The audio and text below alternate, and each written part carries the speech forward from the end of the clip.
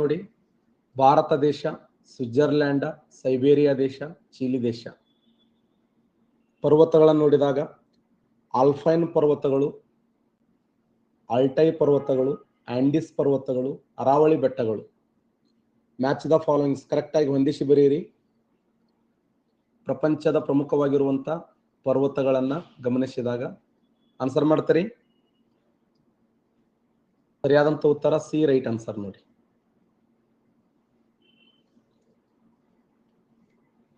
ಭಾರತ ದೇಶದಲ್ಲಿ ಕಂಡುಬರುವಂತ ಪರ್ವತಗಳಂದ್ರೆ ಅರಾವಳಿ ಬೆಟ್ಟಗಳು. ನಿಮ್ಗೆಲ್ಲ ಗೊತ್ತದ. ಅರಾವಳಿ ಬೆಟ್ಟಗಳ ವಿಶೇಷ ಏನಂದ್ರೆ ಪ್ರಪಂಚದ ಅತ್ಯಂತ ಹಳೆಯದಾದ ಮಡಿಕೆ ಪರ್ವತಗಳು ಅಂತ ಹೇಳಿ ಓದ್ತೀವಿ. ಜಗತ್ತಿನ ಅತ್ಯಂತ ಹಳೆಯದಾದ ಮಡಿಕೆ ಪರ್ವತಗಳು ಯಾವಂದ್ರೆ ಅರಾವಳಿ ಬೆಟ್ಟಗಳು. ಕರೆಕ್ಟಾ? ಇನ್ನ ಸ್ವಿಟ್ಜರ್ಲ್ಯಾಂಡದಲ್ಲಿ ಕಂಡುಬರುವಂತ ಪರ್ವತಗಳಂದ್ರೆ ಆಲ್ಪೈನ್ಸ್ ಪರ್ವತಗಳು ನೋಡಿ. ಈ ಆಲ್ಪೈನ್ಸ್ ಪರ್ವತಗಳು ಎಂತ ಪರ್ವತಗಳು? ಇವು ಕೂಡ ಮಡಿಕೆ ಪರ್ವತಗಳೇ. ಈ ಆಲ್ಪೈನ್ ಅಥವಾ ಆಲ್ಪ್ಸ್ ಪರ್ವತಗಳಂತ ಏನು ಕರಿತೀವಲ್ಲ, ಈ ಪರ್ವತಗಳ ಪಕ್ಕದಲ್ಲಿ ಕಂಡುಬರುವಂತ ಅರಣ್ಯ ಎಂತದು? ಯಾವ ರೀತಿ ಹುಲ್ಲುಗಾವಲು ಕಂಡು ಬರ್ತದೆ? ಆಲ್ಪೈನ್ ಅಥವಾ ಆಲ್ಪ್ಸ್ ಪರ್ವತಗಳ ಪಕ್ಕದಲ್ಲಿ ಕಂಡುಬರುವಂತ ಅರಣ್ಯ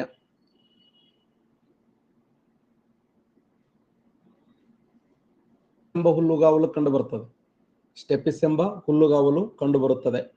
ಪ್ರಪಂಚದ ಅತ್ಯಂತ ಉದ್ದವಾಗಿರುವಂತ ಹುಲ್ಲುಗಾವಲು ಅಂದ್ರೆ ಅದು ಸ್ಟೆಪಿಸ್ ಹುಲ್ಲುಗಾವಲು. ಈ ಸ್ಟೆಪಿಸ್ ಹುಲ್ಲುಗಾವಲು ಯಾವ ಪರ್ವತಗಳ ಗುಂಟ ಕಂಡು ಬರ್ತದೆ ಅಂದ್ರೆ ಆಲ್ಪ್ಸ್ ಪರ್ವತಗಳು. ಆಲ್ಪ್ಸ್ ಪರ್ವತಗಳು ಯಾವ ಎರಡು ಭೂಪ್ರದೇಶಗಳ ಸಂಯುಕ್ತ ಯೋಜನೆ ಅಂತಂದ್ರೆ ಇದು ಆಫ್ರಿಕಾ ಮತ್ತು ಆಸ್ಟ್ರೇಲಿಯಾ, ಆಫ್ರಿಕಾ ಮತ್ತು ಯುರೇಷಿಯಾ. ಆಫ್ರಿಕಾ ಮತ್ತು ಯುರೇಷಿಯಾ ಖಂಡಗಳ ಸಂಕೋಚನೆಯಿಂದ ನಿರ್ಮಾಣಗೊಂಡಿರ್ತಕ್ಕಂಥ ಪರ್ವತಗಳು ಅವು ಯಾವಂದ್ರ ಆಲ್ಪ್ಸ್ ಪರ್ವತಗಳು ಅಂತ ಹೇಳಿ ಓದ್ತೀವಿ.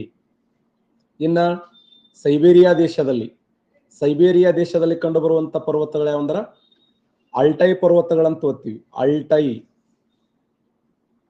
ಅಲ್ಟೈ ಪರ್ವತಗಳು. ಅಲ್ಟೈ ಪರ್ವತಗಳು ಕೂಡ ಇವು ಎಂತ ಪರ್ವತಗಳು ಅಂತಂದ್ರೆ ಇವು ಕೂಡ ಅಳಿವಿನಂಚಿನಲ್ಲಿರುವಂತ ಮಡಿಕೆ ಪರ್ವತಗಳು. ಇನ್ನ ಚಿಲಿ ದೇಶದಲ್ಲಿರುವಂತ ಆಂಡಿಸ್ ಪರ್ವತಗಳು. ಈ ಆಂಡಿಸ್ ಪರ್ವತಗಳ ವಿಶೇಷ ಏನಂದ್ರೆ ಪ್ರಪಂಚದ ಅತ್ಯಂತ ಉದ್ದವಾಗಿರುವ ಮಡಿಕೆ ಪರ್ವತಗಳು ಅಂತ ಗುರುತಿಸ್ತೀವಿ. ಜಗತ್ತಿನ ಅತ್ಯಂತ ಉದ್ದವಾದ ಮಡಿಕೆ ಪರ್ವತ, ಪ್ರಪಂಚದ ಅತಿ ಉದ್ದವಾದ ಮಡಿಕೆ ಪರ್ವತ. ಜಗತ್ತಿನ ಅತಿ ಎತ್ತರವಾದ ಮಡಿಕೆ ಪರ್ವತ ಯಾವುದು? ಪ್ರಪಂಚದ ಅತಿ ಎತ್ತರವಾದ ಮಡಿಕೆ ಪರ್ವತ ಅಂದ್ರ ಹಿಮಾಲಯ ನೋಡಿ. ಹಿಮಾಲಯ ಬೆಟ್ಟಗಳು ಜಗತ್ತಿನ ಅತ್ಯಂತ ಎತ್ತರವಾಗಿರುವ ಮಡಿಕೆ ಪರ್ವತಗಳಂತೆ ಓದ್ತೀವಿ, ಹಿಮಾಲಯ ಪರ್ವತಗಳು. ನೆಕ್ಸ್ಟ್ ಕ್ವಶನ್ ಮುಂದೋಗೋಣ. ಕೆಳಗಿನ ಯಾವ ದೇಶದಲ್ಲಿ ಫ್ಯೂಜಿ ಪರ್ವತ ಇದೆ? ಚೀನಾ ದೇಶದಲ್ಲಿ, ಇಂಡೋನೇಷಿಯಾದಲ್ಲಿ, ಕೊರಿಯಾ ದೇಶದಲ್ಲಿ, ಜಪಾನ್ ದೇಶದಲ್ಲಿ.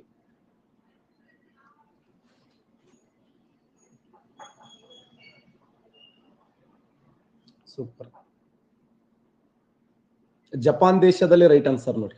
ಜಪಾನ್ ದೇಶದಲ್ಲಿ. ಇದರ ವಿಶೇಷ ಏನಂದ್ರೆ ಫ್ಯೂಜಿ ಪರ್ವತಗಳ ವಿಶೇಷ ಏನಂದ್ರೆ ಪ್ರಪಂಚದಲ್ಲಿ ಇದೊಂದು ವಿಶಿಷ್ಟವಾಗಿರುವಂತ ಇದೊಂದು ಸೂಕ್ತ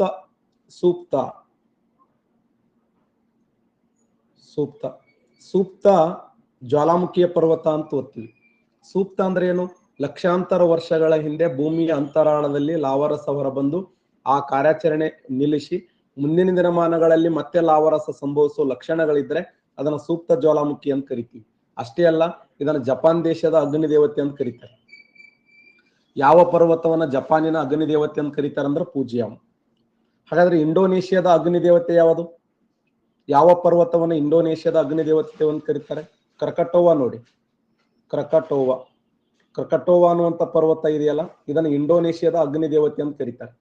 ಕ್ರಕಟೋವಾ ಇಂಡೋನೇಷಿಯಾದ ಅಗ್ನಿ ದೇವತೆ. ಭಾರತದ ಅಗ್ನಿ ದೇವತೆ ಯಾವುದು?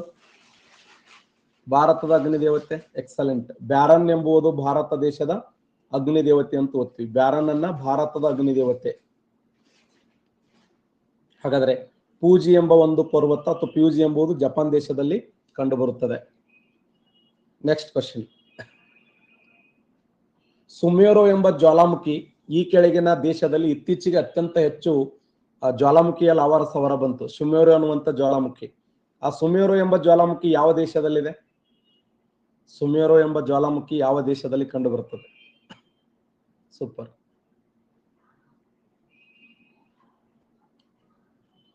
ಎಕ್ಸಲೆಂಟ್. ಸರಿಯಾದಂತ ಉತ್ತರ ಇಂಡೋನೇಷ್ಯಾದಲ್ಲಿದೆ ನೋಡಿ. ಸುಮಿರೋ ಎಂಬ ಜ್ವಾಲಾಮುಖಿ ಎಲ್ಲಿದೆ ಅಂದ್ರೆ ಇಂಡೋನೇಷ್ಯಾದಲ್ಲಿ ಕಂಡು ಬರುತ್ತದೆ. ಇದನ್ನು ಸಕ್ರಿಯ ಜ್ವಾಲಾಮುಖಿ ಅಂತ ಹೇಳಿ ಗುರುತಿಸ್ತೀವಿ, ಇತ್ತೀಚೆಗೆ ಸಂಭವಿಸಿದಂತ ಜ್ವಾಲಾಮುಖಿ. ಅಕ್ಕಿ ತಂತ್ರಜ್ಞಾನ ಪಾರ್ಕ್ ಎಲ್ಲಿ ಸ್ಥಾಪನೆಯಾಗಿದೆ? Rice park. KS ಕ್ವಶನ್ ಇದು. ಸಿಂಧನೂರು, ಕಾರಟಗಿ, ಮಾನ್ವಿ, ಗಂಗಾವತಿ. ಅಕ್ಕಿ ತಂತ್ರಜ್ಞಾನ ಪಾರ್ಕ್, ರೈಸ್ ಪಾರ್ಕ್.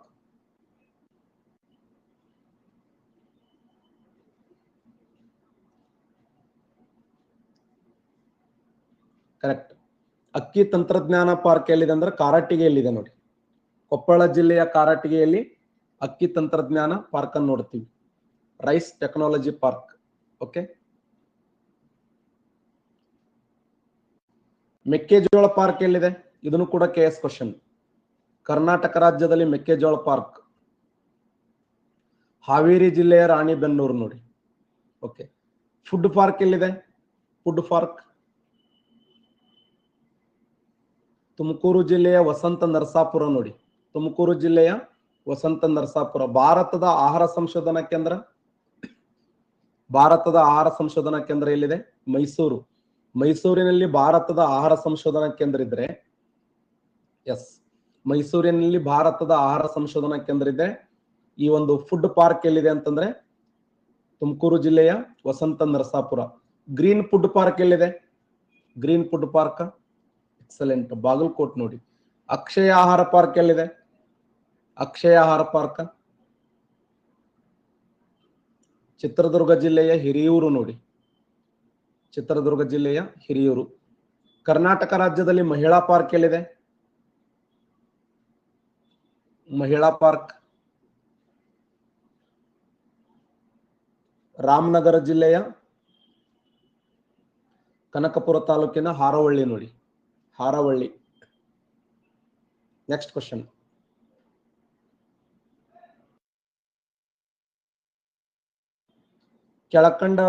ಕೆಳಕಂಡವರಲ್ಲಿ ಯಾವುದು ಜೈವಿಕ ಗೋಳದ ಭಾಗವಾಗಿದೆ? ವಾತಾವರಣ, ಶಿಲಾಗೋಳ, ಜಲಗೋಳ, ಎಲ್ಲವೂ. ಜೈವಿಕ ಗೋಳದ ಭಾಗವಾಗಿದೆ. Biosphere includes atmosphere, lithosphere, hydrosphere, all.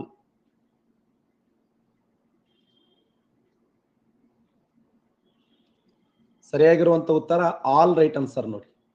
ಎಲ್ಲವೂ ಸರಿಯಾಗಿರುವಂತದ್ದು. ಬಯೋಸ್ಪಿಯರ್ ಅಂದ್ರೆ ನಾನು ಆಲ್ರೆಡಿ ಹೇಳಿ ನಿಮಗೆ ಇದನ್ನ, ಈ ಪಾಯಿಂಟ್ ಅನ್ನ.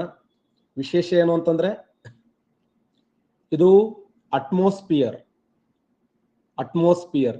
ಇದು ಹೈಡ್ರೋಸ್ಪಿಯರ್, ಹೈಡ್ರೋಸ್ಪಿಯರ್. ಇದು lithosphere, lithosphere. Atmosphere, atmosphere, atmosphere. ಇದು ಹೈಡ್ರೋ, ಹೈಡ್ರೋ. ಹೈಡ್ರೋ ಅಂದ್ರೆ ಏನು? ನೀರು ಅಂತ ಅರ್ಥ. ಹೈಡ್ರೋಸ್ಪಿಯರ್. ಇದು ಲಿಥೋಸ್ಪಿಯರ್, ಲಿಥೋ ನೋಡಿ. ವಾಯುಗೋಳ, ಜಲಗೋಳ, ಶಿಲಾಗೋಳ. ವಾಯುಗೋಳ, ಜಲಗೋಳ, ಶಿಲಾಗೋಳ. ಈ 4 ಗೋಳಗಳು, ಈ 3 ಗೋಳಗಳಲ್ಲಿ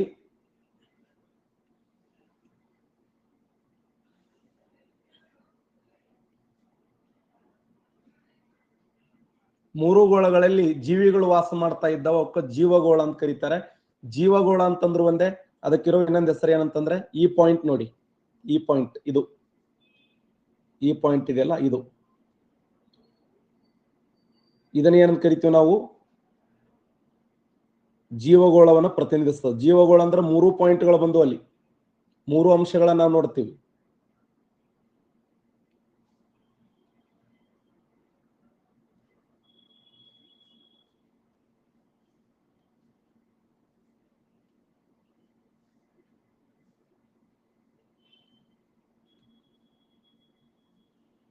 ಕರೆಕ್ಟಾ? ಈ 4 ಗೋಳಗಳನ್ನು ಒಳಗೊಂಡಿರ್ತಕ್ಕಂಥದ್ದೇ ಭೂಗೋಳ. ಇದು ಪೂರ್ತಿ ಅದಲ್ಲ, ಸಂಪೂರ್ಣವಾಗಿ ಭೂಗೋಳ ಅಂತ ಓದ್ತೀವಿ.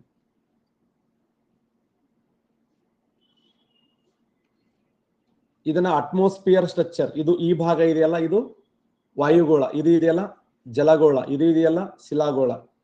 ಈ ಶಿಲಾಗೋಳ, ವಾಯುಗೋಳ, ಜಲಗೋಳ, ಈ ಮೂರು ಗೋಳಗಳಲ್ಲಿ ಏನು ಅಂಶ ಇದೆಯಲ್ಲ, ಇದನ್ನ ನಾವು ಜೀವಗೋಳ ಅಂತ ಕರಿತೀವಿ. ಜೀವಗೋಳ ಜೀವಿಗಳು ವಾಸ ಮಾಡುವಂತ ಗೋಳ ಅಂತ ಹೇಳಿ ಗುರುತಿಸ್ತೀವಿ. ಅದಕ್ಕೆ ಕೆಳಕಂಡವುಗಳಲ್ಲಿ ಯಾವುದು ಜೈವಿಕ ಗೋಳದ ಭಾಗವಾಗಿದೆ ಅಂದ್ರ, ವಾತಾವರಣ ಅಂದ್ರೇನು ಅಟ್ಮಾಸ್ಫಿಯರ್, ಶಿಲಾಗೋಳ ಅಂದ್ರ ಲಿಥೋಸ್ಫಿಯರ್, ಜಲಗೋಳ ಅಂದ್ರ ಹೈಡ್ರೋಸ್ಫಿಯರ್. ಅವೆಲ್ಲವುಗಳನ್ನು ಒಳಗೊಂಡಿರ್ತಕ್ಕಂಥದ್ದೇ ಬಯೋಸ್ಫಿಯರ್ ಸ್ಟ್ರಕ್ಚರ್ ಅಂಡ್ ಕಂಪೋಸಿಷನ್ ಅಂತ ಹೇಳಿ ಓದ್ತೀವಿ. Next question.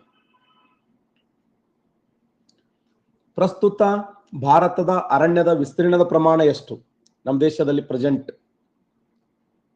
ಆನ್ಸರ್ ಮಾಡ್ತಾರೆ ಒಂದು ಅಂದಾಜಿನ ಪ್ರಕಾರ.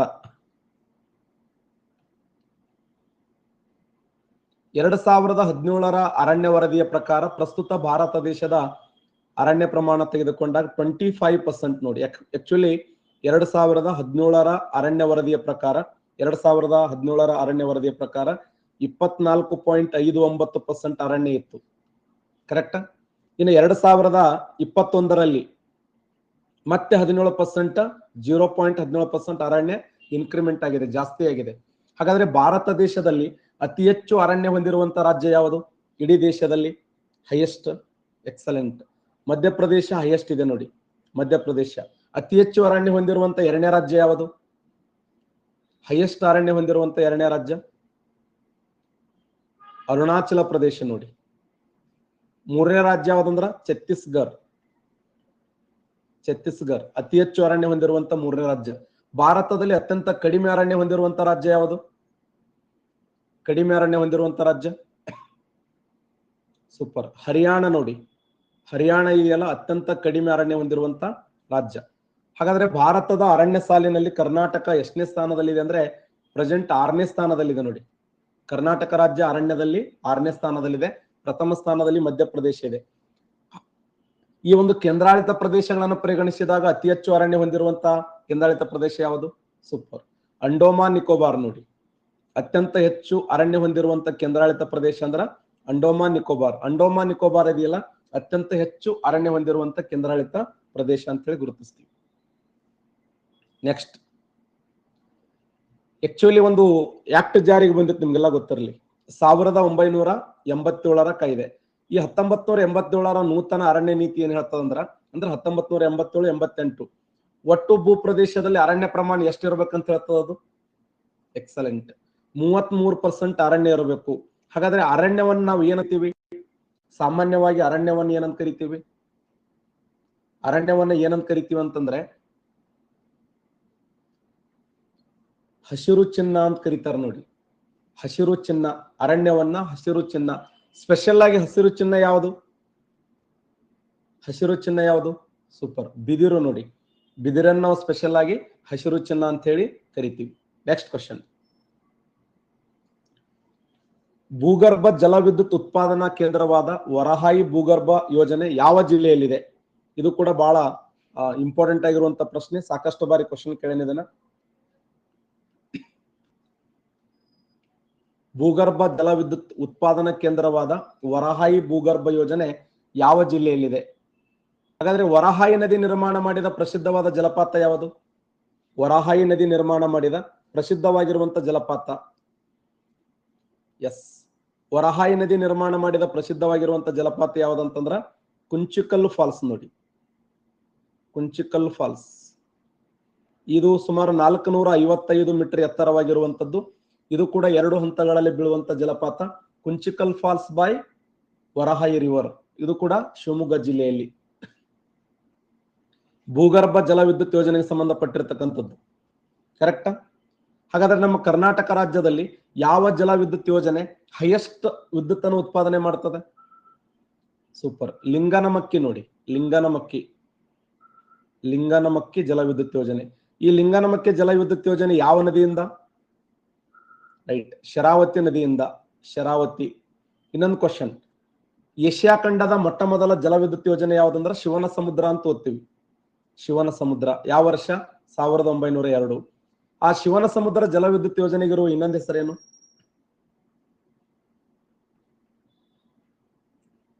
ಸೂಪರ್, ಶಿವನ ಸಮುದ್ರ ಜಲವಿದ್ಯುತ್ ಯೋಜನೆಗಿರುವ ಇನ್ನೊಂದು ಹೆಸರೇನಂದ್ರೆ ಕೆ ಶೇಷಾದ್ರಿ ಅಯ್ಯರ್ ಜಲವಿದ್ಯುತ್ ಯೋಜನೆ ಅಂತ ಕರಿತೀವಿ ನೋಡಿ. ಕೆ ಶೇಷಾದ್ರಿ ಅಯ್ಯರ್, ಕೆ ಶೇಷಾದ್ರಿ ಅಯ್ಯರ್ ಜಲವಿದ್ಯುತ್ ಯೋಜನೆ ಅಂತ ಹೇಳಿ ಗುರುತಿಸ್ತೀವಿ, ನೆನ್ಪಿಡಿ. ಹಾಗಾದ್ರೆ ಜಲವಿದ್ಯುತ್ಗಿರೋ ಇನ್ನೊಂದು ಹೆಸರೇನು? ಜಲವಿದ್ಯುತ್ ಅನ್ನ ಯಾವ ಅನ್ವರ್ಥಕ ನಾಮದಿಂದ ಕರೀತಾರ? ಸೂಪರ್. ಜಲವಿದ್ಯುತ್ ಅನ್ನ ಇನ್ನೊಂದು ಹೆಸರು ಏನಂದ್ರೆ ಬಿಳಿಯ ಕಲ್ಲಿದ್ದಲು ಅಂತ ಓದ್ತೀವಿ ನೋಡಿ. ಜಲವಿದ್ಯುತ್ಗಿರೋ ಇನ್ನೊಂದು ಹೆಸರು ಬಿಳಿಯ ಕಲ್ಲಿದ್ದಲು. ಬಿಳಿಯ ಕಲ್ಲಿದ್ದಲು, ಇದು ಕ್ವಶನ್ ಆಗಿದೆ. ಜಲವಿದ್ಯುತ್ಗಿರೋ ಇನ್ನೊಂದು ಹೆಸರು ಏನಂದ್ರೆ ಬಿಳಿಯ ಕಲ್ಲಿದ್ದಲು. ಪ್ರಪಂಚದಲ್ಲಿ ಅತಿ ಹೆಚ್ಚು ಹಾಲು ಉತ್ಪಾದನೆ ಮಾಡುವ ದೇಶ ಯಾವುದು ಇಡೀ ಜಗತ್ತಿನಲ್ಲಿ? ಇಡೀ ಪ್ರಪಂಚದಲ್ಲಿ ಹೈಯೆಸ್ಟ್ ಹಾಲನ್ನು ಉತ್ಪಾದನೆ ಮಾಡುವಂತ ದೇಶ. ಸೂಪರ್, 69% ಕರೆಕ್ಟ್ ಆನ್ಸರ್ ಮಾಡಿದ್ದೀರಿ. ಸರಿಯಾದಂತ ಉತ್ತರ ಭಾರತ ದೇಶ, ರೈಟ್ ಆನ್ಸರ್ ನೋಡಿ. ಭಾರತ ಸರಿಯಾದಂತ ಉತ್ತರ. ಒಂದು ಲೈನ್ ಬರ್ಕೊಂಡ್ಬಿಡಿ. ಪ್ರಪಂಚದಲ್ಲಿ ಅತಿ ಹೆಚ್ಚು ಹಾಲು ಉತ್ಪಾದನೆ ಮಾಡುವಂತ ದೇಶಗಳು, ಒಂದು ಭಾರತ ಫಸ್ಟ್ ಇದೆ ನೋಡಿ, ಭಾರತ ಫಸ್ಟ್. ಎರಡನೇ ಸ್ಥಾನದಲ್ಲಿ ಯುನೈಟೆಡ್ ಸ್ಟೇಟ್ ಆಫ್ ಅಮೆರಿಕಾ ಇದೆ. ಮೂರನೇ ಸ್ಥಾನದಲ್ಲಿ ಚೀನಾ ದೇಶ ಇದೆ. ನಾಲ್ಕನೇ ಸ್ಥಾನದಲ್ಲಿ ಪಾಕಿಸ್ತಾನ ಇದೆ, ಪಾಕಿಸ್ತಾನ್. ಐದನೇ ಸ್ಥಾನದಲ್ಲಿ ಬ್ರೆಜಿಲ್ ಇದೆ ನೋಡಿ, ಬ್ರೆಜಿಲ್. ಇಡೀ ವಿಶ್ವದಲ್ಲಿ ಅತಿ ಹೆಚ್ಚು ಹಾಲು ಉತ್ಪಾದನೆ ಮಾಡುವ ನಂಬರ್ 1 ದೇಶ ಭಾರತ, ಎರಡನೇ ದೇಶ ಅಮೆರಿಕ, ಮೂರನೇ ದೇಶ ಚೀನಾ, ನಾಲ್ಕನೇ ದೇಶ ಪಾಕಿಸ್ತಾನ್, ಐದನೇ ದೇಶ ಬ್ರೆಜಿಲ್. ಇಡೀ ಪ್ರಪಂಚದಲ್ಲಿ ಹೈಯೆಸ್ಟ್ ಹಾಲು ಉತ್ಪಾದನೆ ಮಾಡುವಂತ ದೇಶಗಳು. ಹಾಗಾದ್ರೆ ನಮ್ಮ ಭಾರತ ದೇಶದಲ್ಲಿ ಅತಿ ಹೆಚ್ಚು ಹಾಲು ಉತ್ಪಾದನೆ ಮಾಡುವ ರಾಜ್ಯ ಯಾವುದು? ಸೂಪರ್. ಭಾರತದಲ್ಲಿ ಅತಿ ಹೆಚ್ಚು ಹಾಲು ಉತ್ಪಾದನೆ ಮಾಡುವ ರಾಜ್ಯ ಯಾವುದಂದ್ರ ಪ್ರಥಮ ಸ್ಥಾನದಲ್ಲಿ ಉತ್ತರ ಪ್ರದೇಶ ಇದೆ ನೋಡಿ, ಯುಪಿ. ಉತ್ತರ ಪ್ರದೇಶ ಅತಿ ಹೆಚ್ಚು ಹಾಲು ಉತ್ಪಾದನೆ ಮಾಡುವಂತದ್ದು. ಓಕೆನಾ? ಈ ಹಾಲಿಗೆ ಸಂಬಂಧಪಟ್ಟಂತೆ ಯಾವ ಕ್ರಾಂತಿಯನ್ನ ಘೋಷಣೆ ಮಾಡಲಾಯಿತು? ಕ್ಷೀರ ಕ್ರಾಂತಿ ನೋಡಿ. ಕ್ಷೀರ ಕ್ರಾಂತಿ, ಫ್ಲಡ್ ರೆವಲ್ಯೂಷನ್ ಅಂತ ಕರಿತೀವಿ. ಕ್ಷೀರ ಕ್ರಾಂತಿ ಅಂದ್ರೆ ಒಂದೇ, ಶ್ವೇತ ಕ್ರಾಂತಿ ಅಂದ್ರೆ ಒಂದೇ. ವರ್ಗೀಸ್ ಕುರಿಯನ್, ಶ್ವೇತ ಕ್ರಾಂತಿಯ ಪಿತಾಮ ವರ್ಗೀಸ್ ಕುರಿಯನ್. ಭೂಮಿಯ ಮೇಲಿನ ಅಥವಾ ಭೂಮಿಯ ನೀರಿನಲ್ಲಿ ಶೇಕಡ ಎಷ್ಟರಷ್ಟು ಶುದ್ಧ ನೀರಿರ್ತದ? ಎಷ್ಟು % ಶುದ್ಧ ನೀರಿರ್ತದ? ಕ್ವಶನ್ ಹೆಂಗೆ ಕೇಳ,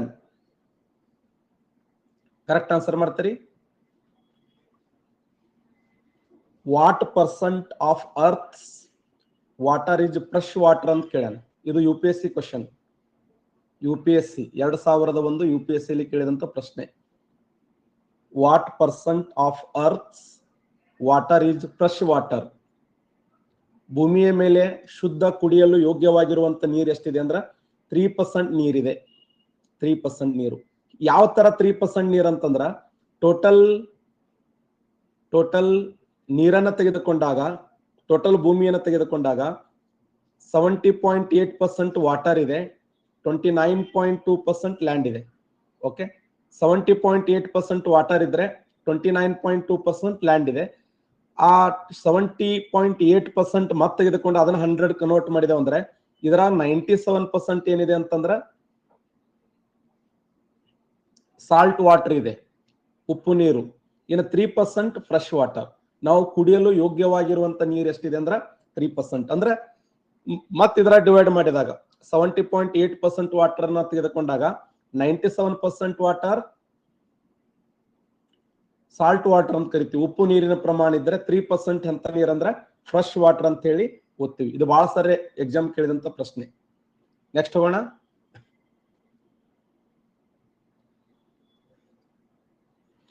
ಎಲ್ಲೆಲ್ಲಿ ಹಂಚಿಕೆ ಆಗಿದೆ ಅಂದ್ರ ಸಾಗರಗಳು, ಸರೋವರಗಳು, ನದಿಗಳು, ಹಳ್ಳ ಕೊಳ್ಳಗಳು, ಸಮುದ್ರ, ಕಾರಿ, ಕೊಲ್ಲಿ, ಜಲಸಂಧಿ, ಇಸ್ತ್ಮಸ್, ಈ ಪ್ರದೇಶದಲ್ಲಿ ಈ ನೀರನ್ನು ನೋಡ್ತೀವಿ ನಾವು. Next question. ಹೊಂದಿಸಿ ಬರೆಯಿರಿ. ಜಾವಾ, ಹೊನ್ಸು, ವಿಕ್ಟೋರಿಯಾ ದ್ವೀಪ, Tasmania, Canada, Indonesia, Australia, Japan ಪ್ರಮುಖವಾಗಿರುವಂತ ದ್ವೀಪಗಳು. ಇನ್ನೊಂದು ಕಡೆ ರಾಷ್ಟ್ರಗಳನ್ನ ನೋಡ್ತೀವಿ ನಾವು. Match the followings. ಕರೆಕ್ಟ್ ಹೊಂದಿಸಿ ಬರೀರಿ ನೋಡೋಣ. ನೀವು ಓಕೆ ಅಂದ್ಮೇಲೆ ನಾನು ಅಲ್ಲಿ ಪೋಲ್ ಕೊಡ್ತೀನಿ. ಸಿ ರೈಟ್ ಆನ್ಸರ್ ನೋಡಿ. ಸಿ ಸರಿಯಾಗಿರುವಂತ ಉತ್ತರ.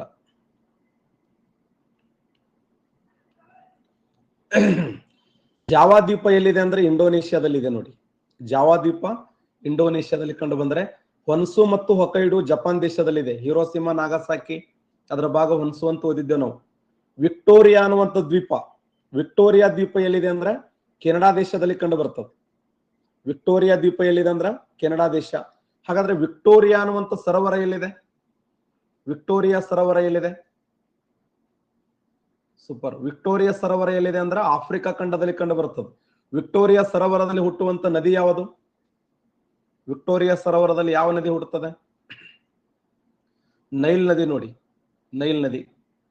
ಹಾಗಾದ್ರೆ ಗ್ರೇಟ್ ವಿಕ್ಟೋರಿಯಾ ಅನ್ನುವಂತ ಮರುಭೂಮಿ ಎಲ್ಲಿದೆ? ಗ್ರೇಟ್ ವಿಕ್ಟೋರಿಯಾ ಅನ್ನುವಂತ ಮರುಭೂಮಿ ಆಸ್ಟ್ರೇಲಿಯಾದಲ್ಲಿ ಕಂಡು ಬರುತ್ತದೆ. ಪ್ರಪಂಚವನ್ನು ಸುತ್ತ ಹಾಕಿದಂತ ಫರ್ಡಿನಾಂಡ್ ಮೆಗಲನ್ ಅವರು ಬಳಕೆ ಮಾಡಿದಂತ ಹಡಗಿನ ಹೆಸರು ವಿಕ್ಟೋರಿಯಾ. ಜಗತ್ತನ್ನ ಸುತ್ತು ಹಾಕಿದಂತ ಮೊಟ್ಟ ಮೊದಲ ಹಡಗು, ಇಡೀ ಪ್ರಪಂಚವನ್ನೇ ಒಂದು ಬಾರಿ ಸುತ್ತ ಹಾಕಿರುವಂತ ಹಡಗು ಯಾವ್ದಂದ್ರ ವಿಕ್ಟೋರಿಯಾ ಹಡಗು ಅಂತ ಕರಿತೀವಿ. ಆತರ ವಿಕ್ಟೋರಿಯಾ ಅನ್ನುವಂತ ಒಂದು ದ್ವೀಪ ಎಲ್ಲಿದೆ ಅಂತಂದ್ರ ಕೆನಡಾ ದೇಶದಲ್ಲಿ ಕಂಡು ಬರ್ತದೆ. ಇನ್ನ ತಾಸ್ಮೇನಿಯಾ ಅನ್ನುವಂಥದ್ದು ಆಸ್ಟ್ರೇಲಿಯಾ ದೇಶ. ಆಸ್ಟ್ರೇಲಿಯಾ ಮತ್ತು ತಾಸ್ಮೇನಿಯಾಗಳ ಮಧ್ಯೆ ಕಂಡು ಬರುವ ಜಲಸಂಧಿ ಯಾವುದು? ಎಸ್, ವೆರಿ ಗುಡ್, ಬಾಸ್ ಜಲಸಂಧಿ ನೋಡಿ. ಆಸ್ಟ್ರೇಲಿಯಾ ಮತ್ತು ತಾಸ್ಮೇನಿಯಾಗಳ ಮಧ್ಯೆ ಕಂಡು ಬರುವ ಜಲಸಂಧಿ ಅಂದ್ರೆ ಬಾಸ್ ಜಲಸಂಧಿ. ಉತ್ತರ ನ್ಯೂಜಿಲೆಂಡ್ ಹಾಗೂ ದಕ್ಷಿಣ ನ್ಯೂಜಿಲೆಂಡ್ಗಳ ಮಧ್ಯೆ ಕಂಡು ಬರುವ ಜಲಸಂಧಿ? ಉತ್ತರ ನ್ಯೂಜಿಲೆಂಡ್ ಹಾಗೂ ದಕ್ಷಿಣ ನ್ಯೂಜಿಲೆಂಡ್ಗಳ ಮಧ್ಯೆ ಕಂಡು ಬರುವ ಜಲಸಂಧಿ ಕುಕ್ ಜಲಸಂಧಿ ನೋಡಿ. ಕುಕ್ ಜಲಸಂಧಿ ಇಂಪಾರ್ಟೆಂಟ್ ಕ್ವಶನ್.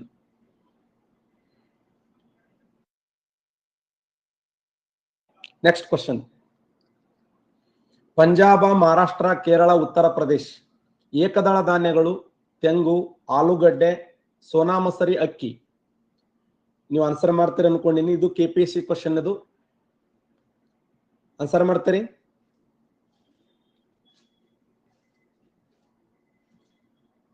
ಒಂದೇ ಒಂದು ಆನ್ಸರ್, ಒಂದು ಕ್ಲೂ ಮ್ಯಾಗ ನೀವು ಆನ್ಸರ್ ಬಿಡಿಸಬಹುದು.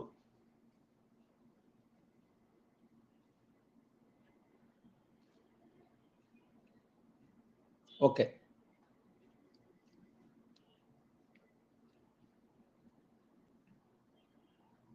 Right, excellent.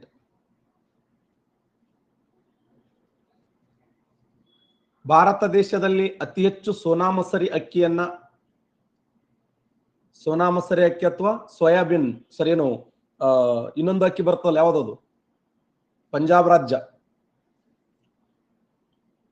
ಬಾಸುಮತಿ ಅಕ್ಕಿ, ಬಾಸುಮತಿ ಅಕ್ಕಿನೂ ಕೂಡ ಅದೇ ರಾಜ್ಯ ನೋಡಿ.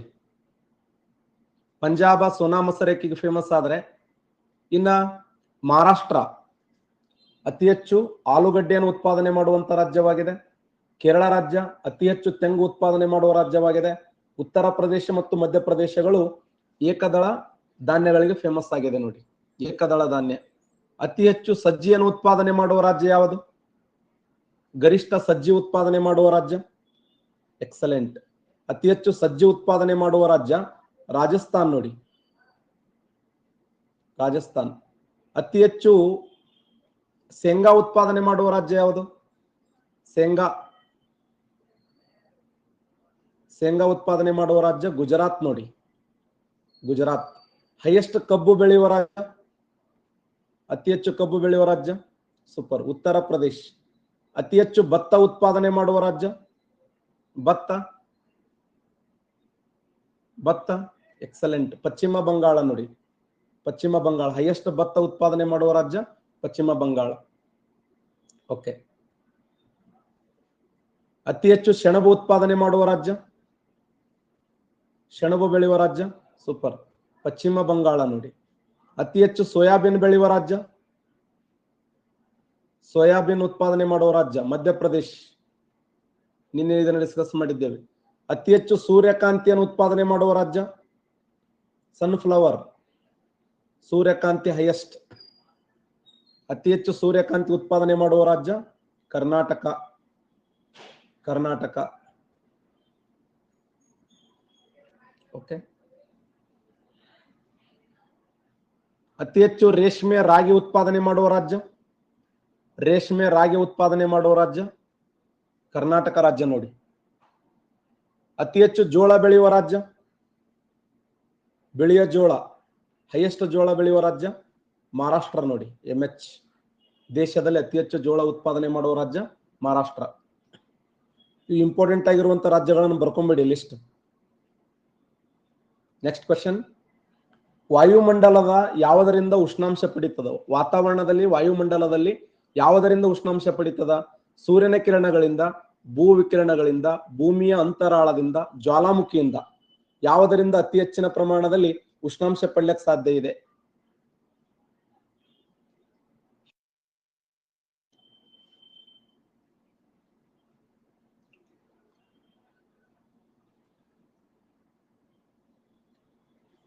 ಯಾವುದರಿಂದ?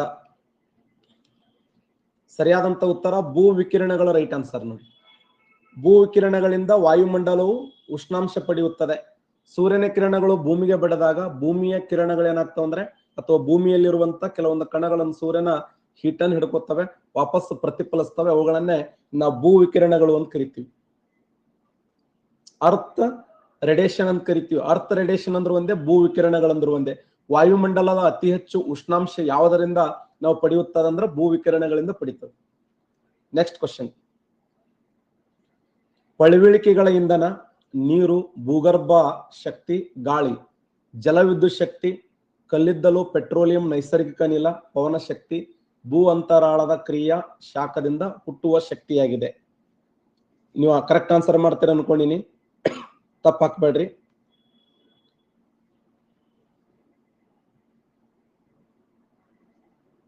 ಓಕೆನಾ? ಪೋಲ್ಕೊಳ್ಳಿ. ಓಕೆ.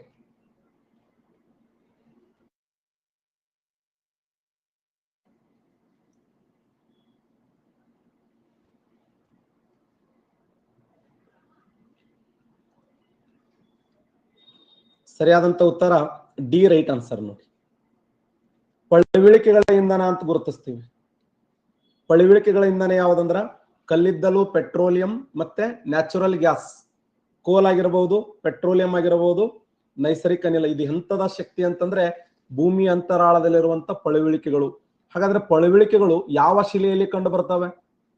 ಪಳವಳಿಕೆಗಳು ಯಾವ ಶಿಲೆಯಲ್ಲಿ ಇದಾವೆ? ಎಕ್ಸಲೆಂಟ್. ಜಲಜ ಶಿಲೆ, ಅಥವಾ ನಾವು ದ್ವಿತೀಯ ಶಿಲೆ, ಪದರು ಶಿಲೆ, ಕಣಶಿಲೆ ಅಂತ ಕರಿತೀವಿ. ಆ ಕಣಶಿಲೆಯಲ್ಲಿ, ದ್ವಿತೀಯ ಶಿಲೆಯಲ್ಲಿ, ಪದರು ಶಿಲೆಯಲ್ಲಿ ಕಲ್ಲಿದ್ದಲಾಗಿರಬಹುದು. ಪೆಟ್ರೋ ಎಂಬ ಕಲ್ಲಿನಲ್ಲಿ ದೊರೆಯುವಂತ ಎಣ್ಣೆಯನ್ನೇ ಪೆಟ್ರೋಲಿಯಂ ಅಂತ ಕರಿತೀವಿ. ಆ ಪೆಟ್ರೋಲಿಯಂ ಮೇಲ್ಭಾಗದಲ್ಲಿ ಆವರಿಸಿದಂತ ಕಪ್ಪೆ ಚುಪ್ಪಿನಾಕಾರದ ಅನಿಲವನ್ನೇ ಸ್ವಾಭಾವಿಕ ಅನಿಲ ಅಂತ ಕರೀತಾರೆ. ಸ್ವಾಭಾವಿಕ ಅನಿಲ ಮೀಥೇನ್ ಒಳಗೊಂಡಿರ್ತಕ್ಕಂಥ ಹೈಡ್ರೋಕಾರ್ಬನ್ ಇರ್ತದೆ. ಮೀಥೇನ್ ಒಳಗೊಂಡಿರುವಂತ ಹೈಡ್ರೋಕಾರ್ಬನ್ನೇ ನೈಸರ್ಗಿಕ ಅನಿಲ. ಈ ನೈಸರ್ಗಿಕ ಅನಿಲ ಬಂದ್ಬಿಟ್ಟು ಇದನ್ನ 21ನೇ ಶತಮಾನದ ಅದ್ಭುತವಾಗಿರುವಂತ ಅನಿಲ ಅಂತ ಹೇಳಿ ಗುರುತಿಸ್ತೀವಿ. ಕರೆಕ್ಟಾ? ಹಾಗಾದ್ರೆ ಕಲ್ಲಿದ್ದಲಾಗಿರಬಹುದು, ಪೆಟ್ರೋಲಿಯಂ ಆಗಿರಬಹುದು, ಮತ್ತೆ ಸ್ವಾಭಾವಿಕ ಅನಿಲ ಆಗಿರಬಹುದು. ಇವೆಲ್ಲ ಏನಂದ್ರೆ ಪಳವಳಿಕೆಗಳ ಇಂಧನ ಅಂತ ಹೇಳಿ ಗುರುತಿಸ್ತೀವಿ. ಪಳವಳಿಕೆಗಳ ಇಂಧನ. ಇನ್ನು ನೀರಿದೆಯಲ್ಲ, ನೀರಿನ ವಿಶೇಷ ಏನು ಅಂತಂದ್ರೆ ಇದೊಂದು ಜಲವಿದ್ಯುತ್ ಶಕ್ತಿಯನ್ನು ಉತ್ಪಾದನೆ ಮಾಡ್ತೀವಿ, ನೀರನ್ನ. ಇನ್ನ ಭೂಗರ್ಭ ಶಕ್ತಿ ಇದೆಯಲ್ಲ, ಭೂಮಿ ಅಂತರಾಳದಿಂದ ಹೊರಬರುವಂತ ಶಕ್ತಿ. ಭೂಮಿ ಅಂತರಾಳದಿಂದ ಹೊರಬರುವ ಶಕ್ತಿಯನ್ನ ಭೂಗರ್ಭ ಶಕ್ತಿ ಅಂತ ಕರೆದ್ರೆ, ಇನ್ನ ಗಾಳಿ ಪವನ ಶಕ್ತಿ. ಬಂಗಾರ, ಇದು ಮೊನ್ನೆ ಕ್ವಶನ್ ಆಗಿತ್ತು ಪಿಸಿಗೆ. ಕಾಗೆ ಬಂಗಾರ, ಅಬ್ರಕ, ಕೆಪಿಎಸ್ಸಿ ಕ್ವಶನ್ಗಳೇ ಟೈಪ್ ಒಂದೊಂದು ಕ್ವಶನ್ ಕೇಳ್ಬಿಡ್ತಾನಲ್ಲಿ. ಕಾಗೆ ಬಂಗಾರ, ಬಾಕ್ಸೈಟ್, ಮ್ಯಾಂಗನೀಸ್, ಲಿಗ್ನೈಟ್ ಅಲ್ಯೂಮಿನಿಯಂ ಕೈಗಾರಿಕೆಗಳಿಗೆ ಉಪಯೋಗವಾಗುತ್ತದೆ. ಶಾಖೋತ್ಪನ್ನ ಕೈಗಾರಿಕೆಗಳಿಗೆ ಉಪಯೋಗ ಆಗ್ತದ. ವಿದ್ಯುತ್ ಉಪಕರಣಗಳ ಕೈಗಾರಿಕೆ ಉಪಯೋಗ ಆಗ್ತದ. ಉಕ್ಕು, ಮಿಶ್ರ ಲೋಹಗಳ ತಯಾರಿಕೆಗೆ ಉಪಯೋಗ ಆಗ್ತದೆ. ಸಮಾಧಾನ ಆಗಿ ಬಿಡಿಸ್ರಿ ನೋಡೋಣ. ನಾನು right answer C right answer ನೋಡಿ. ಸಿ ಸರಿಯಾಗಿರುವಂತ ಉತ್ತರ. ದಕ್ಷಿಣ ಕನ್ನಡ, ಹಾವೇರಿ, ಬೀದರ್. ಕೋಯ ಎಂಬ ಬುಡಕಟ್ಟು ಜನಾಂಗ ಯಾವ ಜಿಲ್ಲೆಯಲ್ಲಿ ಕಂಡು ಬರುತ್ತಾರೆ? ಕೋಯ ಫೇಮಸ್ ಇದೊಂದು ಬುಡಕಟ್ಟು ಜನಾಂಗ. ಕೋಯ ಎಂಬ ಬುಡಕಟ್ಟು ಜನಾಂಗ ಕರ್ನಾಟಕ ರಾಜ್ಯದ ಯಾವ ಜಿಲ್ಲೆಯಲ್ಲಿ ಕಂಡು ಬರುತ್ತಾರೆ? ಬೀದರದಲ್ಲಿ ಕಂಡು ಬರ್ತಾರೆ ನೋಡಿ. ಬೀದರದಲ್ಲಿ ಕೋಯ ಎಂಬ ಬುಡಕಟ್ಟು ಜನಾಂಗ.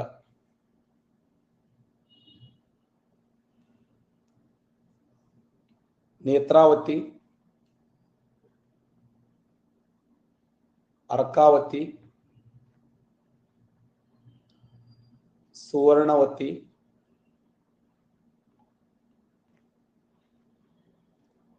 ಹೇಮಾವತಿ. ಎತ್ತಿನಹೊಳೆ ಯೋಜನೆ ಈ ಕೆಳಗಿನ ಯಾವ ನದಿಗಳಿಗೆ ಸಂಬಂಧಪಟ್ಟಿದೆ?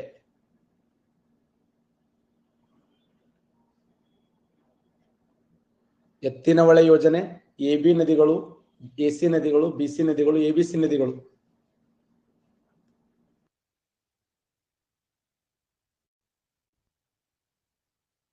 ಎತ್ತಿನ ಹೊಳೆ ಯೋಜನೆ ನೇತ್ರಾವತಿ ಮತ್ತು ಅರ್ಕಾವತಿ ನದಿಗಳಿಗೆ ಸಂಬಂಧಪಟ್ಟಿದೆ. ಹಾಗಾದ್ರೆ ಈ ಒಂದು ನೇತ್ರಾವತಿ ನದಿಯ ನೀರನ್ನು ಯಾವ ನದಿ ಕನೆಕ್ಟ್ ಮಾಡೋದು ಅಂದ್ರ ಅರ್ಕಾವತಿ ನದಿ ಕನೆಕ್ಟ್ ಮಾಡೋದು. ನೇತ್ರಾವತಿ ನದಿಯ ನೀರನ್ನು ಅರ್ಕಾವತಿ ಕನೆಕ್ಟ್ ಮಾಡುವುದೇ ಎತ್ತಿನ ಹೊಳೆ ಯೋಜನೆಯ ಮುಖ್ಯ ಉದ್ದೇಶವಾಗಿದೆ. ಹೌದಲ್ಲ? ಯಾಕಂದ್ರೆ ಇಡೀ ಕರ್ನಾಟಕ ರಾಜ್ಯದಲ್ಲಿ ಈ ಪ್ರದೇಶ ಅದಲ್ಲ, ಈ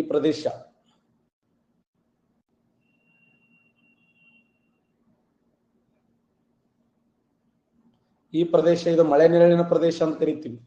ಲೀವ್ ಇಂಡ್ ಏರಿಯಾ. ಮಳೆ ನೆರಳಿನ ಪ್ರದೇಶದಲ್ಲಿ ಸಹಜವಾಗಿನೇ ಮಳೆಯ ಪ್ರಮಾಣ ಕಡಿಮೆ ಇರುವುದರಿಂದ ಆ ಭಾಗಕ್ಕೆ ನೀರಾವರಿ ಸೌಲಭ್ಯವನ್ನು ಕಲ್ಪಿಸಬೇಕು. ಅದರ ಕಲ್ಪನೆಯನ್ನು ಕೊಟ್ಟವರು ವೀರಪ್ಪ ಮೊಯ್ಲಿ ಅವರು. ಯಾವ ಸಮಿತಿ ಅಂದ್ರೆ GS ಪರಮಶಿವಯ್ಯ ವರದಿ. GS ಪರಮಶಿವಯ್ಯ ವರದಿ.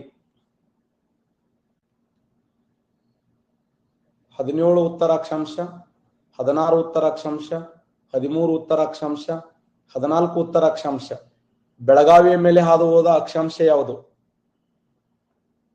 ಬೆಳಗಾವಿಯ ಮೇಲೆ ಹಾದು ಹೋಗಿರುವಂತ ಅಕ್ಷಾಂಶ ಯಾವುದು? Important question.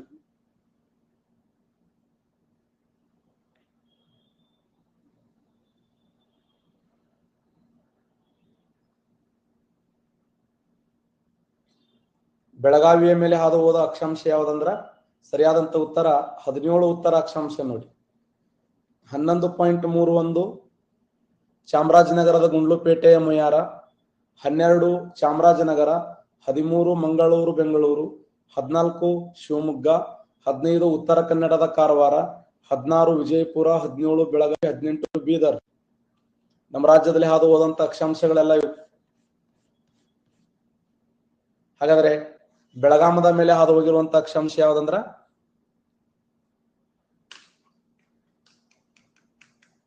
ನೋಡಿ ಸರ್, ಬೆಳಗಾಂ 16 ಕರೆಕ್ಟ್. 13 ಮಂಗಳೂರು ಬೆಂಗಳೂರು, 14 ಶಿವಮೊಗ್ಗ, 15 ಉತ್ತರ ಕನ್ನಡದ ಕಾರವಾರ, 16 ಬೆಳಗಾವಿ, 17 ಬಿಜಾಪುರ, 18 ಬೀದರ್. ಸುರ್ಪುರ ಇಲ್ಲದ ನೋಡ್ ನಕ್ಷೆಯಲ್ಲಿ ಸುರ್ಪುರ ಎಲ್ಲಿ ಕಂಡು ಬರ್ತದೆ?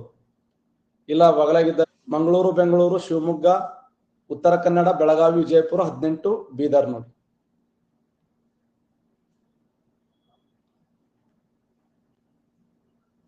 ಎರಡನೂರ 36 ತಾಲೂಕುಗಳು, 245 ತಾಲೂಕುಗಳು, 244 ತಾಲೂಕುಗಳು, 326 ತಾಲೂಕುಗಳು. ಪ್ರಸ್ತುತ ಕರ್ನಾಟಕ ರಾಜ್ಯದಲ್ಲಿ ಕಂಡುಬರುವ ಕಂದಾಯ ವಿಭಾಗದ ತಾಲೂಕುಗಳ ಸಂಖ್ಯೆ ಎಷ್ಟು? ಪ್ರಸ್ತುತ ಕರ್ನಾಟಕ ರಾಜ್ಯದಲ್ಲಿ ಕಂಡುಬರುವ ಕಂದಾಯ ವಿಭಾಗದ ತಾಲೂಕುಗಳ ಸಂಖ್ಯೆ ಎಷ್ಟು?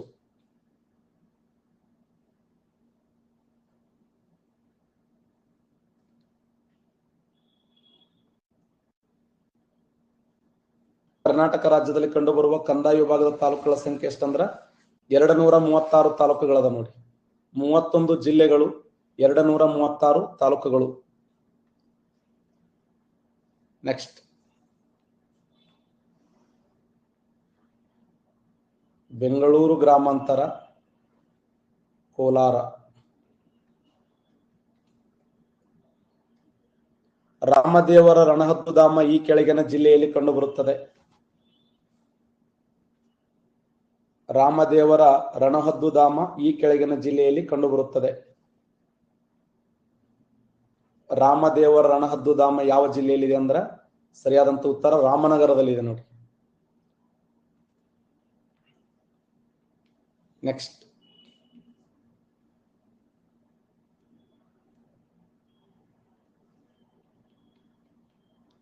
ಕಾವೇರಿ,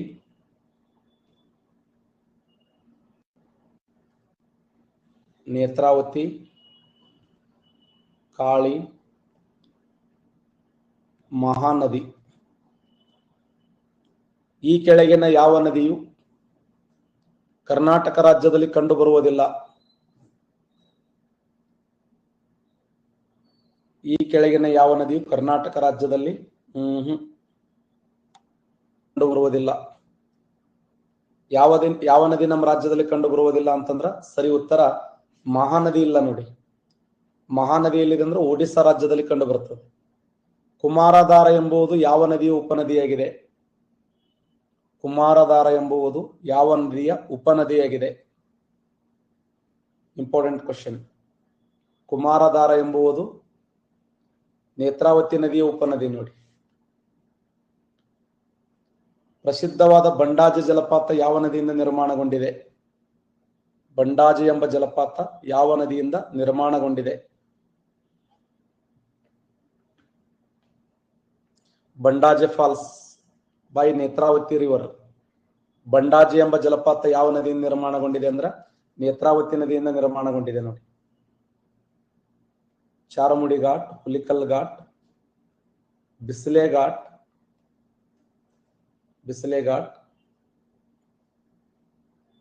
ದೇವಿಮನೆ ಘಾಟ್. ಈ ಕೆಳಗಿನ ಯಾವ ಘಾಟದಲ್ಲಿ ಕರ್ನಾಟಕ ರಾಜ್ಯ ಸರ್ಕಾರ ಆನೆ ಕಾರಿಡಾರ್ ಯೋಜನೆಯನ್ನು ರೂಪಿಸುತ್ತಿದೆ? ಆನೆ ಕಾರಿಡಾರ್ ಯೋಜನೆಯನ್ನ ರೂಪಿಸುತ್ತಿದೆ.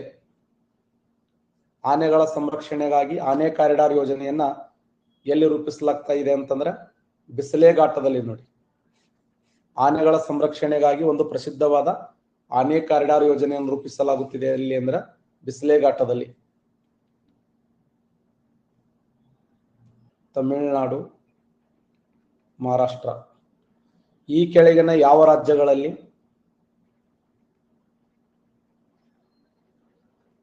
ಪಶ್ಚಿಮ ಘಟ್ಟ ಹಾಗೂ ಪೂರ್ವ ಘಟ್ಟಗಳು ಎರಡೂ ಹಂಚಿಕೆಯಾಗಿವೆ?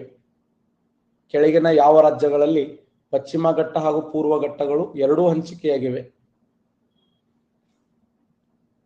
ಪಶ್ಚಿಮ ಘಟ್ಟನೂ ಹಂಚಿಕೆಯಾಗಿದೆ, ಅಲ್ಲಿ ಪೂರ್ವ ಘಟ್ಟನೂ ಹಂಚಿಕೆಯಾಗಿದೆ. ಕರ್ನಾಟಕ ಮತ್ತು ತಮಿಳುನಾಡು ನೋಡಿ. ಕರ್ನಾಟಕ ಮತ್ತು ತಮಿಳುನಾಡು ಎರಡೂ ರಾಜ್ಯಗಳಲ್ಲಿ ಪಶ್ಚಿಮ ಘಟ್ಟ ಹಾಗೂ ಪೂರ್ವ ಘಟ್ಟಗಳು ಎರಡೂ ಹಂಚಿಕೆಯಾಗಿವೆ. ಕರ್ನಾಟಕ ರಾಜ್ಯದ ಯಾವ ಜಿಲ್ಲೆ ಅಂದ್ರ ಚಾಮರಾಜನಗರ. ಕರ್ನಾಟಕ ರಾಜ್ಯದ ಚಾಮರಾಜನಗರದಲ್ಲಿ ಪೂರ್ವ ಘಟ್ಟ ಹಂಚಿಕೆಯಾದರೆ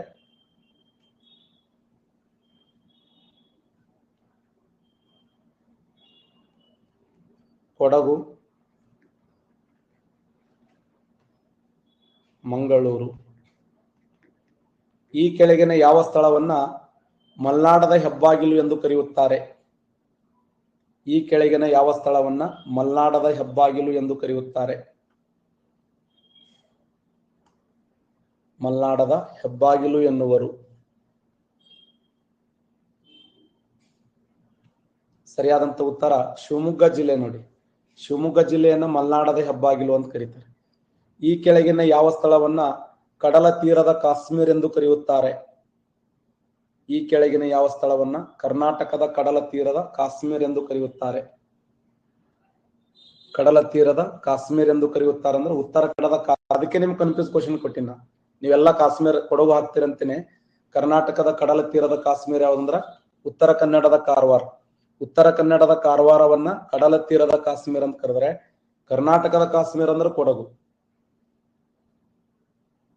ಕೊಡಗು ಜಿಲ್ಲೆಯನ್ನು ಏನಂತ ಕರೀತಾರಂದ್ರ ಕರ್ನಾಟಕದ ಸ್ಕಾಟ್ಲ್ಯಾಂಡ್ ಅಂತ ಕರೀತಾರೆ. ಮಂಜಿನ ನಗರಿ, ಕಿತ್ತಳೆಯ ನಾಡು. ಪ್ರೈವೇಟ್ ವಲಯದಲ್ಲಿ ಉಕ್ಕು ಕಬ್ಬಿಣ ಕಾರ್ಖಾನೆಗಳು. ಗೋಪಾಲ್ ಅವರೇ, ವಿಸ್ಕೋ ಓಪನ್ ಇದೆ ಸರ್ ಅಂತ ಹೇಳಿ ಅಧಿಕೃತವಾಗಿ ಮಾನ್ಯತೆ ಇಲ್ಲ. ಅದು ಅಧಿಕೃತವಾಗಿ ಅದು ಯಾಕಂದ್ರೆ ಪಶ್ಚಿಮ ಘಟ್ಟಗಳ ಕಸ್ತೂರಿ ರಂಗನ ಸಮಿತಿ, ಗಾಡಿಗಳ ಸಮಿತಿ ಮತ್ತೆ ಮಾನ್ಯತೆ ಇಲ್ಲ. ನಿಮ್ಗೆ ಯಾರು ಹೇಳ್ಯಾರ ಓಪನ್ ಅಂತ ಹೇಳಿ?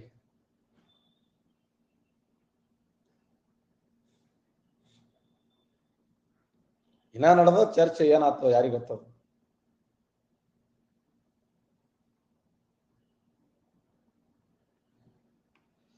ಈಗ ಕರ್ನಾಟಕ ಜಿಯೋಗ್ರಫಿ ಕ್ವಶನ್ ಕೇಳ್ತೀನಿ ನೋಡಿ.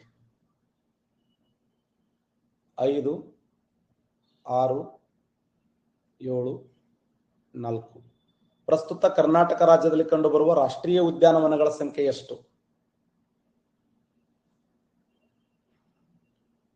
ಪ್ರಸ್ತುತ ರಾಜ್ಯದಲ್ಲಿ ಕಂಡುಬರುವ ರಾಷ್ಟ್ರೀಯ ಉದ್ಯಾನವನಗಳ ಸಂಖ್ಯೆ ಎಷ್ಟು?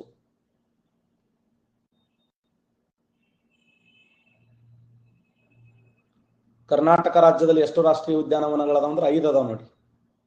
5 ಯಾವುದು? ನಮ್ಮ ರಾಜ್ಯ ನೋಡಲು ಯಾವ ಆಕಾರದಲ್ಲಿದೆ ಅಂದ್ರೆ ಗೋಡಂಬಿ ಆಕಾರದಲ್ಲಿದೆ.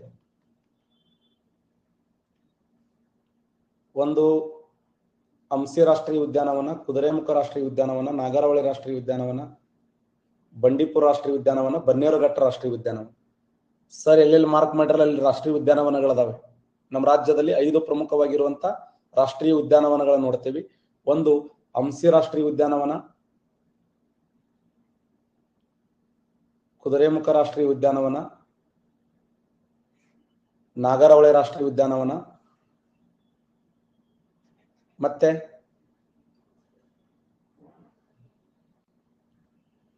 ಬಂಡೀಪುರ ರಾಷ್ಟ್ರೀಯ ಉದ್ಯಾನವನ, ಮತ್ತೆ ಬನ್ನೇರುಘಟ್ಟ ರಾಷ್ಟ್ರೀಯ ಉದ್ಯಾನವನ.